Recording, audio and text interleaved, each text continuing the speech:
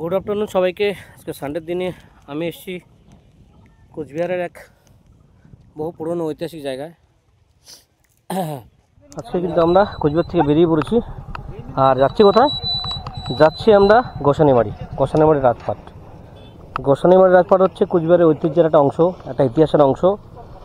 অনেকদিন সেখানে যাইনি, বহু বছর আগে গিয়েছিলাম, পুরোটা মনে পড়ে না। ওখানে এখন কতদূর কী আছে গেলে পরে দেখতে পারবো। আর এখন আমরা দাঁড়িয়ে আছি তোর্ষা নদীতে। তোর্ষা নদীর চরের উপর দাঁড়িয়ে আছি, কারণ কোচবিহার থেকে যে রাস্তা ধরে যেতে হয় গোসানিমারি, একটা দিনহাটা একটা পশারি ঘাট। আর আমরা পশারি ঘাটের রাস্তা ধরবো, যেটা কিনা এদিক দিয়ে গেলে অনেকটা সুবিধাজনক, অনেকটা শর্টকাট। এই নদীর উপর দেখো সাঁকো আছে, আর এই সাঁকো দিয়ে কিন্তু গাড়ি ঘোড়া যাতায়াত করছে। এখানে 10 টাকা 15 টাকা দিলেই নদী পার করা যায়। আর এখান দিয়ে পার হয়ে গেলে কিন্তু অন্ততপক্ষে 10 থেকে 12 কিলোমিটার কম হয়, যাতায়াত কমে যায়। তো চলো রাস্তায় এগোতে এগোতে আবার কথা হবে। 15 শতকের মাঝামাঝি সময়ে কামতা রাজ্যের দুর্বল শাসকদের স্থলাভিষিক্ত করেছিল খেন রাজবংশ। মাত্র 3 জন খেন শাসক ছিলেন।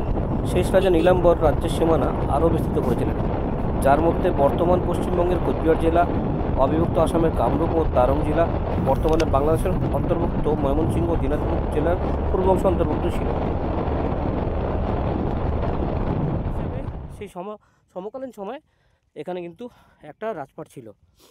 জমিদারি বলবো না, তার থেকে বেশি কিছু দেখতে পাচ্ছি। এই অংশটি কিন্তু দেখো খনন করে উদ্ধার করা সম্ভব হয়েছে।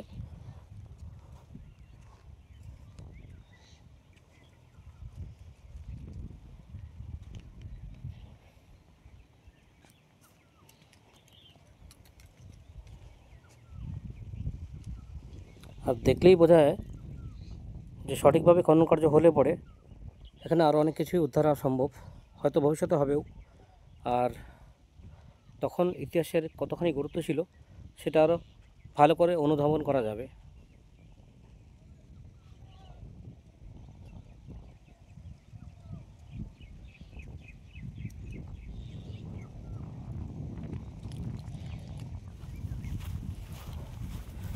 দেখো এখানেও অনেকটা ছড়িয়ে ছিটিয়ে আছে মাঠের মধ্যেই। মাঠ তো না, এটা একটা উঁচু ঢিপি। আর হয়তো এরই নিচে ইতিহাসের অনেক কিছুই লুকিয়ে আছে আজও, যা আস্তে ধীরে হয়তো উন্মোচন হবে। এই যে পাথরগুলো কোনোটাই কিন্তু বর্তমান সময়কার না, আর এই পাথরগুলোই এই খনন কার্যের মাধ্যমে বের করা সম্ভব হয়েছে। ছড়িয়ে ছিটিয়ে আছে দেখো। এই যে ভূমি, এটা কিন্তু একটা সমতল ভূমি, আর তারই উপরে কিন্তু এই ঢিপিটা।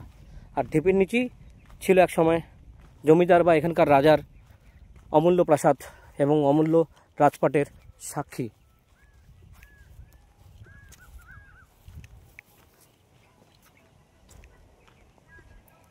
দেখো তখনকার সময়ের ইট দিয়ে গড়া, এটা নিশ্চয়ই সেই মহলের উপরিভাগেরই কিছু একটা অংশ হবে। 1498 সালে গোসানিমারিতে অবস্থিত কামতাপুর রাজ্যের শেষ রাজধানী আক্রমণ করেছিল বাংলার আলাউদ্দিন হোসেন শাহ। আর সেই আক্রমণের দ্বারাই এই খেন কর্তৃপক্ষ বা খেন সাম্রাজ্যের পতন ঘটে, এবং আজ বর্তমানে তারই কিছু অংশ আমরা ধ্বংসাবশেষ হিসাবে দেখতে পাচ্ছি। এখান থেকে বেরিয়ে আমরা পৌঁছে গেলাম কান্তেশ্বরী মন্দির, যা কিনা এই রাজ্যেরই সাম্রাজ্যের অধিপতির আরাধনার একটা স্থল ছিল। কান্তেশ্বরী বা কার্তিকা মাতা খেনঙ্কারী দেবীর উপাসক ছিল খেন এবং কোচ উভয় রাজবংশই। তাই মন্দিরটি কে নির্মাণ করেছিল সেই সম্পর্কে বিভিন্ন মতামত পাওয়া যায়। বর্তমানে এটি স্বীকৃত যে আসল মন্দিরটি ধ্বংস হয়ে গিয়েছিল, এবং বর্তমান মন্দিরটি 1965 সালে কোচবিহার রাজ্যের মহারাজা প্রাণনারায়ণ নির্মাণ করেছিলেন। মূল মন্দিরের ছাদটি বাংলার চারচালা শৈলীতে তৈরি করা হয়েছে, যার উপরে একটি বৃত্তাকার গম্বুজ সহ একটি বাঁকা কার্নিশ রয়েছে। মন্দিরের 2টি প্রবেশপথ রয়েছে। মূল প্রবেশদ্বারটি পশ্চিম দিকে এবং অন্যটি উত্তর দিকে। মন্দিরের মূল প্রবেশপথে একটি নহবতখানা রয়েছে। এই মন্দিরটি 14 মিটার উঁচু এবং এর বর্গাকার ভিত্তি 9.9 মিটার। এই মন্দিরের ভিতরে 2টি শিবলিঙ্গ, একটি ব্রহ্মার মূর্তি, একটি নারায়ণশিলা এবং অষ্টধাতু দিয়ে তৈরি একটি গোপালের মূর্তি রয়েছে। একই মন্দিরের আরেকটি কক্ষে ব্রোঞ্জের তৈরি একটি সূর্যের মূর্তিও রয়েছে। মন্দিরের উত্তর দেয়ালে পাল যুগের একটি সূর্য মূর্তি রয়েছে, আর দক্ষিণ পূর্ব কোণে পাল যুগেরই একটি বিষ্ণু মূর্তিও রয়েছে। পরের দুটি মূর্তি কিন্তু অন্য কোথাও থেকে এনে এখানে স্থাপিত করা হয়েছে। এর দক্ষিণ পশ্চিম অংশে আরও একটি শিবলিঙ্গও রয়েছে। আজ তবে থাক এই পর্যন্তই, দেখা হবে আরেকটি নতুন ভিডিওতে। ততদিন সবাই ভালো থাকো, সুস্থ থাকো। চলো টাটা, বাই বাই। আমরা বেরিয়ে যাচ্ছি কুচবিহারে, মানে আমাদের বাড়ির পথে।